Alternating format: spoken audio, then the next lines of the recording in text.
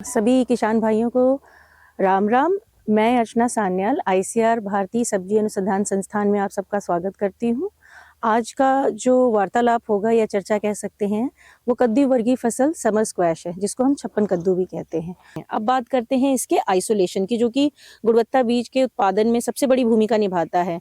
तो summer squash के case में हम 1000 मीटर का है आइसोलेशन रखते हैं किसी दूसरे फील्ड से, या फिर ऐसी वैरायटी जो या तो कोई छप्पन कद्दू की दूसरी वैरायटी, उससे हम 1000 मीटर का डिस्टेंस रखते हैं। और एक चीज मैं यहाँ और बताना चाहूंगी कि जो इसके बीज उत्पादन है वो ओपन फील्ड में भी हो सकते हैं। तो आप जैसा यहाँ देख रहे हैं प्रोटेक्टेड स्ट्रक्चर में, मतलब जैसे नेट हाउस हो गया आपका या फिर पॉली हाउस हो गया, उसमें भी इसका उत्पादन बहुत ही बेहतरीन तरीके से किया जा सकता है।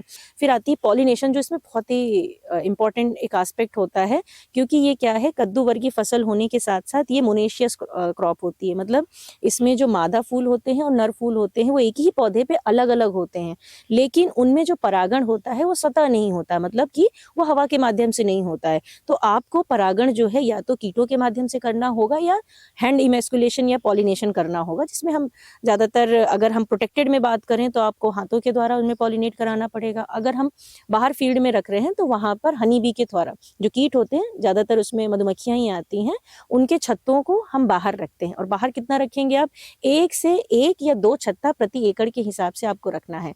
और छत्तों की जो संख्या है वो डिपेंड करती है कि आपके फूलों की संख्या कितनी ज्यादा। अगर फूलों की संख्या आपको लग रहा है ज्यादा है तो आप जो है छत्तों की जो संख्या है मधुमक्खी की, उनको भी बढ़ा सकते हैं। ये क्रॉप के स्टेज पे डिपेंड करती है। दूसरी बात ये कि अगर आप हाथ से पॉलिनेट करना चाह रहे हैं, जैसे कि प्रोटेक्टेड स्ट्रक्चर में आप देख सकते हैं, तो यहाँ पे क्या होता है, जो आप करेंगे पॉलिनेशन वो सुबह के समय में होगा, मॉर्निंग टाइम में होगा। मॉर्निंग टाइम में आप आएंगे, जो ये देखिए, ये जो मेल फ्लावर है वो जनरली लंबे तनों पे लगते हैं, जबकि जो इनकी फीमेल फ्लावर है वो छोटे तनों में लगती हैं और इनमें नीचे फूली एक गांठ होती है जो एक तरह से उनकी ओवरी होती है। तो ये जो मेल फ्लावर है इनमें से आप पोलन को लेंगे या फ्लावर को तोड़ के इनके ऊपर जो फीमेल फ्लावर होते हैं उन पे आप उनको रगड़ेंगे, तो ये जो है पॉलिनेशन को सुनिश्चित कराता है। अब पॉलिनेशन के बाद क्या आता है कि जो पॉलिनेट कराने के 3 से 4 हफ्ते बाद जो है आपकी फ्रूट सेटिंग जो है स्टार्ट हो जाती है। तो इस टाइम पे बीज उत्पादन में सबसे जो क्रिटिकल स्टेज है वो है रोगिंग की। तो छप्पन कद्दू में आप 4 स्टेज पे रोगिंग करते हैं। पहली तो ये देखती है कि वेजिटेटिव ग्रोथ पे, मतलब आपके जो पौधे लगे हुए हैं उनमें क्या एक दूसरे में विभिन्नताएं हैं किसी तरह की, पत्तियों को लेकर, संरचनाओं को लेकर, तने की संरचनाओं को लेकर के। उस टाइम पे जो अनवांछित पौधे होते हैं उनको हम फील्ड से उखाड़ देते हैं, उखाड़ के फेंक देते हैं। दूसरा आता है कि जब फूल आने वाले हों उस समय हम देखेंगे क्या फूलों के जो बड बन रहे हैं उनमें कोई अंतर है क्या, उसके हिसाब से उनकी रोगिंग कर दी जाती है।